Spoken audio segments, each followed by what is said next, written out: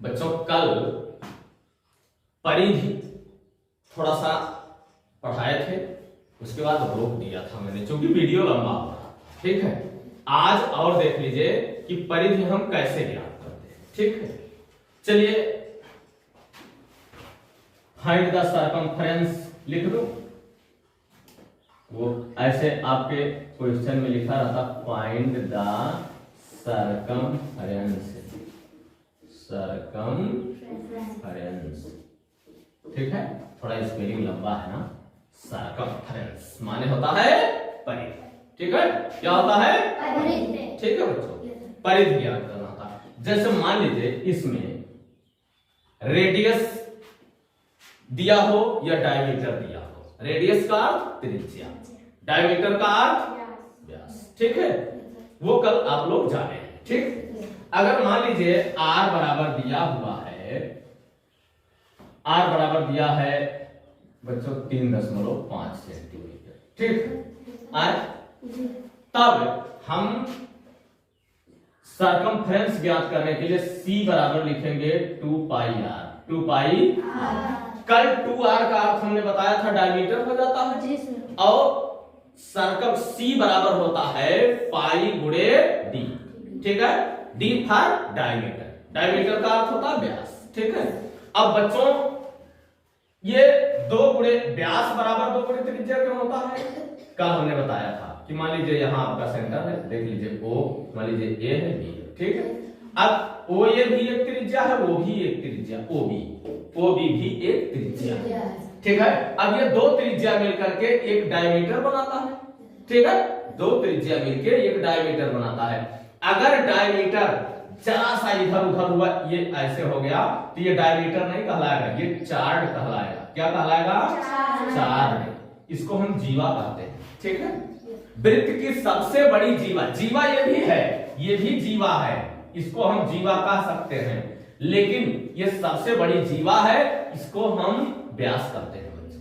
ठीक है, सबसे बड़ी जीवा व्यास कहलाती है। व्यास की परिभाषा जब कोई पूछेगा तो आप ये भी परिभाषा कर सकते हैं कि सबसे बड़ी जीवा व्यास कहलाती है। बात समझ में आया?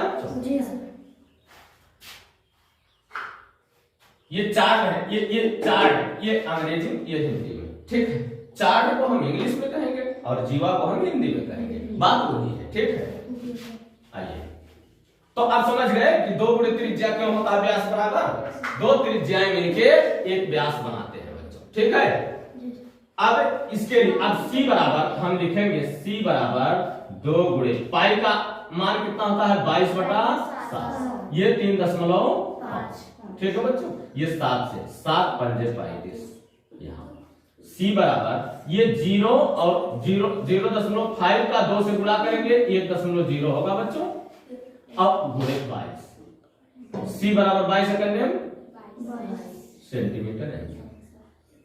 ठीक है बच्चों, समझ में आया कि नहीं? अब दूसरा देखते हैं, अगर r बराबर मान लीजिए 14.7 सेंटीमीटर हो। ठीक है बच्चों, 14.7 सेंटीमीटर हो, तब हम सर्कमफ्रेंस ज्ञात करेंगे 2 पाई r। फार्मूला हर क्वेश्चन में लिखना जरूरी होता है बच्चों, 2 पाई r। ठीक है, हमेशा लिखना होता है। अब c बराबर 2 गुणे 22/7 गुणे 14.7, 7 दूनी 14, 7 एकन्यम 7। c बराबर हो जाएगा, ये 2 एकन्यम 2, 2 दूनायम 4.2 गुणे 22 आ जाएगी बच्चों। c बराबर हो जाएगा 22 दूनायम 44 के 4 हासिल 4, और 22 चौक 88 और 4 92, इतना सेंटीमीटर। ठीक है बच्चों, ये समझ में आ रहा है? अब ये 2 तो हमने r अगर ज्ञात है, रेडियस पता है, तब अगर मान लीजिए d दिया हो तीसरे में, d बराबर डायमीटर, अगर डायमीटर दिया है तब हम क्या करेंगे? डायमीटर मान लीजिए इतना है। ठीक है बच्चों, आज ये दिया है डायमीटर, तब हम c बराबर लिखेंगे पाई गुणे d ना, पाई गुणे d। पाई गुणे व्यास होता है ना डायमीटर, ठीक है, पाई गुणे व्यास। तो C बराबर हो जाएगा बच्चों 22/7 और गुणे 70.14। 7 एकन्यम 7 एकन्यम, ये 0 हो जाएगा बच्चों, और 7 दूनी 14, लेकिन 2 इस तरह लिखेंगे क्योंकि 2 अंक हम ले रहे हैं। C बराबर हो जाएगा बच्चों 22 गुणे 10.02। C बराबर हो जाएगा 22 गुना 44, 22 शून्य शून्य हसीलिया 4 जोड़ लेंगे, 22 शून्य शून्य 22 एकन्यम 22, इतना सेंटीमीटर, यानी 220.44 सेंटीमीटर ये इसका सरकमफ्रेंस होगा अगर डायमीटर इतना है तो, ठीक है बच्चों। मान लीजिए चौथा है, D बराबर दिया है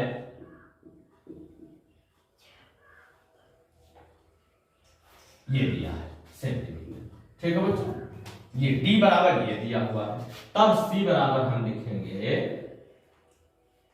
पाई गुणे D, ठीक है बच्चों। अब C बराबर हो जाएगा 22/7 अब गुणे 56.6। अब ये 7 एकन्यम 7, 7 8 56, 7 9 63। अब C बराबर हो जाएगा बच्चों ये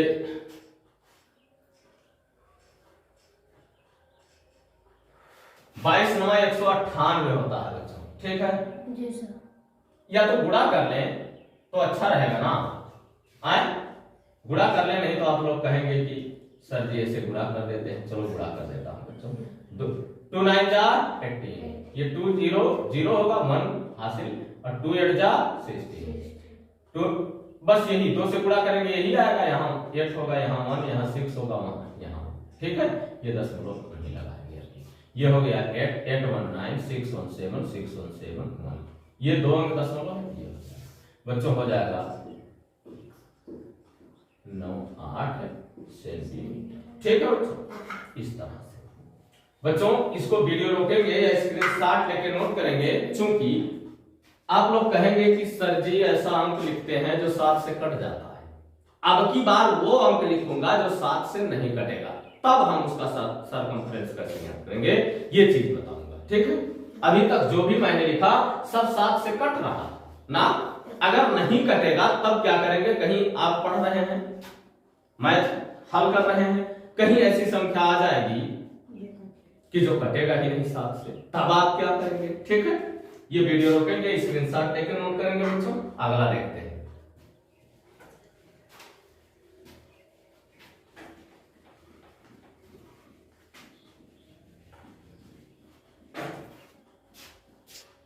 इसमें बच्चों लिखते हैं हम, चलिए पहला लिखते हैं, ठीक है, R बराबर 10 सेंटीमीटर, ठीक बच्चों।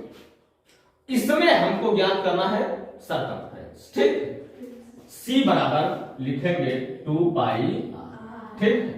अब C बराबर 2 गुणे पाई का मान कल हमने जब आपको बताया था तो 2 मान बताया था, एक बताया था पाई बराबर 22/7 या 3.14, ठीक है, 3.14 बताया था, ठीक है, यानी 22/7 और 3.14 ये दोनों पाई के मान है, ठीक है, समझ रहे हो ना बेटा। अब इसका यहां हम 3.14 लिखेंगे गुणे 10, ठीक है बच्चों। C बराबर 2 गुणे, आप जानते हैं 10 से हम गुणा करते हैं तो ये अंक दाहिनी तरफ सरक आता है, यानी 31.4 हो जाएगा, 31.4। C बराबर 2 4 जा 8, 2 1 जा 2, 2 3 जा 6 सेंटीमीटर, समझ गए। अब चूंकि यहां 10 था, आइए देखते हैं दूसरा अंक बनाएंगे। R बराबर मान लीजिए 18 सेंटीमीटर है, ये भी 7 से नहीं कटेगा, ठीक है। अब C बराबर फिर लिखेंगे 2 पाई R, 2 पाई R। C बराबर हो जाएगा 2 गुणे 3.14 गुणे 18, ठीक है बच्चों। C बराबर, चलिए इसका गुणा कर लेते हैं, 2 4 जा 8, 2 1 जा 2, 2 3 जा 6, ठीक है बच्चों। अब यहां हम 18 से गुणा करेंगे, ठीक है बच्चों। अब C बराबर हो जाएगा बच्चों 18 × 144 के 4 हासिल 14, चलो अब डायरेक्ट कर देता हूं बच्चों, 18 × 36 और 14 50 के शून्य हासिल लगा 5, ठीक है, 18 × 144 के 4 हासिल 14, 18 दूनी 36, 14 50, हासिल लगा 5, 18 छक्का 108, 108 और 5 113, 113.04 सेंटीमीटर। ठीक है बच्चों, समझ में आया ना? अब ये तो 2 हो गया ऐसा कि जो नहीं कटता है। ठीक है, अब हम डायमीटर देखते हैं तीसरे में। D बराबर 32 सेंटीमीटर। ठीक है बच्चों, ये भी 7 से नहीं कटेगा ना, ये भी 7 से नहीं कट रहा है। अब देखते हैं, ये होता है बच्चों C बराबर पाई गुणे D। ठीक है, C बराबर हो जाएगा 22 बटा 3.14, 3.14 गुणे 32। C बराबर हो जाएगा, इसका हम गुणा कर लेते हैं 3.14 गुणे 32, 2 चौका 2 एकने 2 दिया है 4, 3 चौका 12, 3 एकने 3 1 4, 3 त्रिका 9, ये हो जाएगा 8, 2 2 4, 6 4 10, 9 1 10, 2 अंक दशमलव है यहाँ लगाएंगे, यानी 100.48 सेंटीमीटर। ठीक है बच्चों, इस तरह से इसको हल करते हैं। आइए एक और देखते हैं, चौथा। बच्चों वीडियो पूरा देखना होता है। ठीक है, चौथा देखते हैं बच्चों। D बराबर होगा, मान लीजिए ये 15.8 सेंटीमीटर। ठीक है, ये भी 7 से नहीं कटने वाला है। ठीक है, अगर यहां हम 4 कर देते, चलिए एक बार 15.4 से लगा लेते हैं ना। ठीक है, अब D बराबर हो जाएगा, ये देखिए 7 से कट रहा, 7 दूनी 14, 7 दूनी 14। ठीक, इसको हम D बराबर 22 बटा 7 लिखेंगे, गुणे 15.4 लिखेंगे। ये 7 एकम 7 गुना 14, 7 गुना 14। D बराबर हो जाएगा 22 में 22 का गुणा करते हैं बच्चों, 22 गुणे 2.2 कहिए, चाहे बाद में दशमलव लगाते, चलो 2 गुना 4, 2 गुना 4, 2 गुना 4, 2 गुना 484 होगा। ठीक है बच्चों, ये कम दशमलव है, यहाँ लगा देंगे। अब ये हो जाएगा, अरे यहाँ D बराबर क्यों मैं लिख रहा हूँ, C बराबर लिखना चाहिए बच्चों, ये देखिए गलती मेरी। ठीक है, यहाँ C होना चाहिए था। ठीक, अब C बराबर हो जाएगा कितना बच्चों, 48.4 सेंटीमीटर। ठीक है, समझ में आया? इस तरह से अब चलिए मान लीजिए ये दशमलव में हो और कटता ना हो, ऐसा भी हो सकता है बच्चों। आपके मैथ में आ जाएगा तो आप कहेंगे सर जी हम लोगों को बताया नहीं थे। ठीक, आइए देखते हैं। मान लीजिए D बराबर हो 23.5 सेंटीमीटर, ये तो 7 से नहीं कट रहा है। ठीक है, अब इसमें C बराबर लिखेंगे पाई गुणे D। इसमें मैंने फार्मूला नहीं लिखा ना, आप लोग लिख लेंगे। ठीक है, ये वाला फार्मूला C बराबर पाई गुणे D।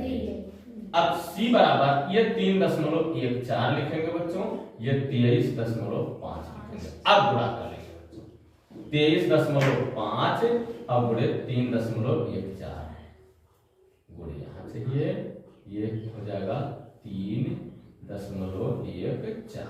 अब ये 4 पंचे 20, 4 3 12 14, 4 गुना 8 1 पंचे 5, 1 3 1 गुना 2।